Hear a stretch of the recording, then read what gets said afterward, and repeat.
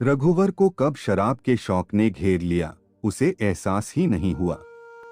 उसकी ऐसों से मित्रता हो गई कि जो अपने आप में इस क्षेत्र के अखंड खिलाड़ी थे। कहते हैं न, आदमी को एक ऐप पकड़ता है तो दूसरे ऐप भी आने घेरने लगते हैं। सो रघुवर दास को दूसरी कई बुराइयों ने भी जकड़ लिया। परिणाम स्वरूप कोयला खान जाते समय नूर होटल में बैठकी भी जमने लगी है। वहां खूब खाते पीते और दूसरों की भी सेवा करते। फिर संध्या समय लौटते तो बैठकी होती। धीरे धीरे हाथों में पैसे की तंगी होने लगी तो एक मित्र रामनारायण ने कहा, तुम्हें कितने पैसे चाहिए? मैं हूं न, रघुवर का चेहरा खिल गया। रामनारायण ने कहा, चलो प्रभात के पास, कितना पैसा चाहिए, मैं ब्याज में दिलवाता हूँ। रघुवर ने मालिक राम की ओर देखा तो उसने भी सिर हिलाकर पुष्टि की, कभी कभी मैं भी लेता हूँ। कितना ब्याज है? संशय से भरकर रघुवर दास ने जानना चाहा। देखो, कम पैसे कम लोगे तो 10%, ज्यादा लोगे तो 8%। भैया ऐसा क्यों? हम भी स्वयं खुद लेते हैं। ऐसा तो सभी जगह है। आखिर उन्हें भी तो बाल बच्चे पालने हैं। फिर कितना रिस्क है, घर से पैसे निकाल कर देते हैं। मजाक है क्या? रामनारायण ने बात समझाई तो रघुवर सहमत हो गया। अब शराब के लिए पैसे ब्याज पर लिए जाने लगे थे। शुरू में रघुवर को लगा वह गलत कर रहा है, यह भविष्य के लिए घातक है, मगर तब तक मदिरा का आनंद सर चढ़कर बोलने लगा था। मित्रों ने समझाया था, हम लोग कोयला खदान में काम करने वाले लोग हैं, अगर हमें स्वस्थ रहना है तो शराब पीनी होगी। नहीं पियोगे तो हाथ पैर में दर्द रहेगा, काम नहीं कर पाओगे, मन नहीं लगेगा। मालिक राम का उद्घोष था, आखिर कमाते किसके लिए हो बंधु? क्या बाल बच्चों का पालन पोषण उनके लिए खपना ही हमारा जीवन है? क्या हम कुछ अपने लिए नहीं जी सकते? रघुवर को बातें जंचती थी और वह बातें उसके मस्तिष्क पर गहरा असर डालती थी। कहते हैं न, जैसा माहौल वैसा वैसा चढ़े रंग। बस रघुवर के साथ भी यही हुआ। वह एक नंबर का मदिरा प्रेमी बन गया और ब्याज पर रुपए लेकर जिंदगी का सुख भोगने लगा। मगर इसका परिणाम भविष्य में तो उसे ही भोगना था। रघुवर को अचानक पता चला उसे कैंसर है।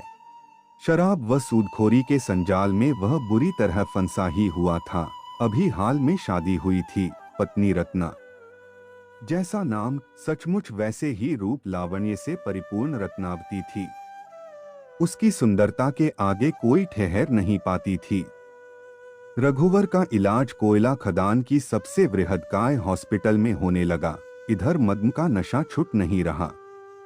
एक दिन प्रभात घर आ पहुंचा।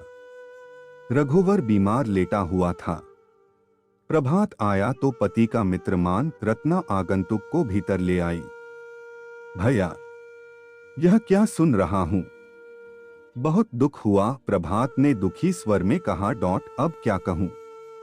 कब क्या होगा किसे पता था? प्रभात, ओह बड़ी दुखद खबर है। मेरे लायक कोई भी सेवा हो तो कहना। रत्ना प्रभात की बातें सुन रही थी। घर की स्थिति खराब होती जा रही थी। राशन नहीं था, पैसे नहीं थे, ड्यूटी पर रघुवर जा नहीं पा रहा है। रघुवर ने कहा, भैया तुमने तो हमेशा मदद की है, अभी भी तुम्हारा भरोसा है। हाँ कहो। मैं हूं न। अब अक्सर प्रभात घर आ जाता, घंटों रत्ना से बातें करता। रत्ना उससे प्रभावित होती चली गई, उस पर विश्वास करने लगी है। कमजोर लता थोड़ा सा सहारा पा जाए तो उस पर ही आसरा कर बैठती है। रघुवर इलाज पानी के लिए हॉस्पिटल जाता।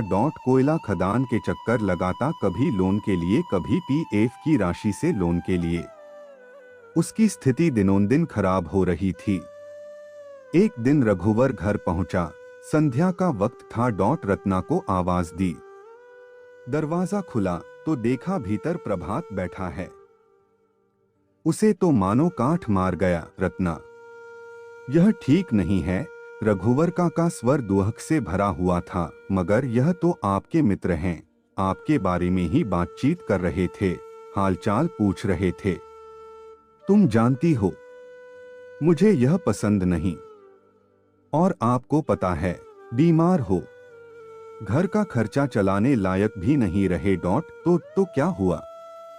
मुझे लोन मिल जाएगा, तुम्हारा भविष्य सुरक्षित है। रघुवर असहाय है, क्या करें? एक तरफ बीमारी, दूसरी तरफ रत्ना की जवां उम्र। उसे लगा रत्ना प्रभात की ओर आकर्षित हो रही है। प्रभात अक्सर घर आता, उसका हाल चाल लेता, फिर खूब हंसता और रत्ना को हंसाता। रघुवर एक दो दफे प्रतिकार की भाषा में बात की तो रत्ना बोली, तुम बीमार हो, अपने स्वास्थ्य पर ध्यान दो और हाँ, मुझ पर विश्वास रखो। रघुवर मानो मन महसूस कर रह जाता। समय की मार त्रासदी यही तो है।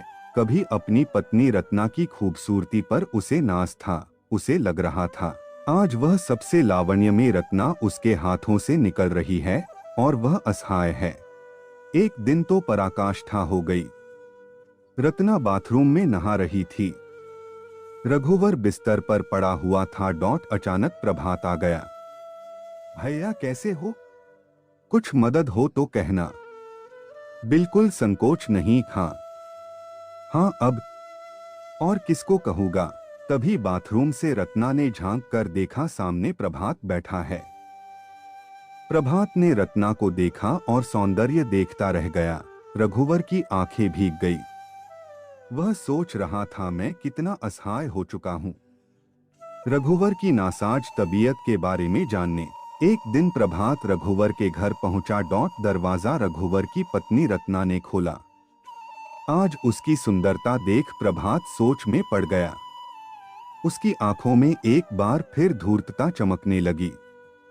अपनी आवाज में शहद सी मधुरता घोलकर वह रघुवर से बोला, रघुवर तुम दवाई लो और आराम करो। जल्द ही ठीक हो जाओगे। रघुवर, लेकिन मैं अभी काम पर नहीं जा पा रहा हूँ। घर कैसे चलेगा? दवा कहाँ से आएगी? यही चिंता खाए जा रही है। आखिर तुमसे कब तक मदद लूं? प्रभात, तुम परेशान मत हो बंधु, मैं सब इंतजाम कर दूंगा। प्रभात की निगाहें बहुत दिनों से रत्ना पर थी। उसकी दुकान से राशन आ रहा।